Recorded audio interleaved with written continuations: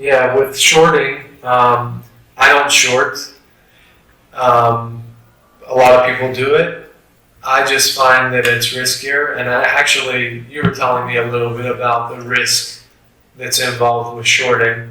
So Well, I just read an article about it, and if you buy a stock at whatever value, if you're buying it, then the worst you could do is, I guess, the company goes bankrupt and you lose everything. That's all. Well, let's go back a second here Okay. and just explain a little bit about shorting. Yeah, so in value investing, what we're trying to do is we're trying to pick the winners, and we're trying to buy a stock at a low price, a good company at a low price, and get the increase or the gain. With shorting, you're going to try and buy a stock that's overpriced or that you think is going to collapse, and you're going for it to go down in price, the opposite. Okay, so that's the basic concept of shorting. And I'm not really sure how it works in detail, yet another reason why I would never do it in real life. Mm-hmm. Then you said that there are some risks in doing this versus buying a stock in hopes that it goes up. What's the worst case scenario if you buy a stock with the hopes that it goes up?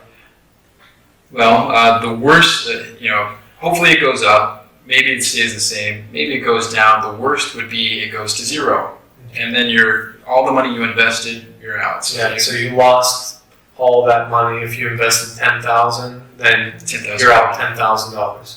Okay, same money amount or same kind of situation, but let's flip it that you're going to short the same company. So shorting, I still invest $10,000, but instead of picking a stock that will go up, I say, hey, this stock, I think it's overvalued, and I think it's going to go down, so I short it, and then if it goes down, then I win. Like I get some that gap, that difference somehow. Mm-hmm.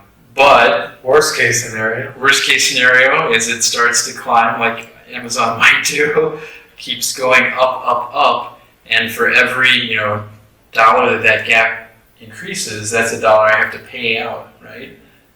And so I could still lose, but whereas $100 stock could go to zero and you lost $10,000 there, $100 stock, if you short it, it could go up to $220,000, right? Infinite. Yeah. So you have much more risk. Yeah, exponential amount of risk. Yeah. It's not even in the same ballpark. It's not even the same game. Mm-hmm. Yeah, so you're putting yourself into a position where you're adding risk. Now, there might be a chance that you can make return. Many people get into shorting because they feel like whenever the market is, doing very well or something, then, they should just buy the traditional way. But when the market is going down, then this is a good opportunity for them to short and make money, in a bear market when it's going down. The problem is you're putting yourself into this category of having unnecessary risk, more risk than you need to. So that's why I try to stay away from it. The other thing is that with value investing, I understand how to value a company and to value a good company. And I look for consistency over the long term. But with shorting a company, that's pretty difficult to do because with shorting, you're kind of looking for the company to suddenly go down, you're looking for inconsistency, which is really hard to predict. Yeah. I think it's much harder to predict.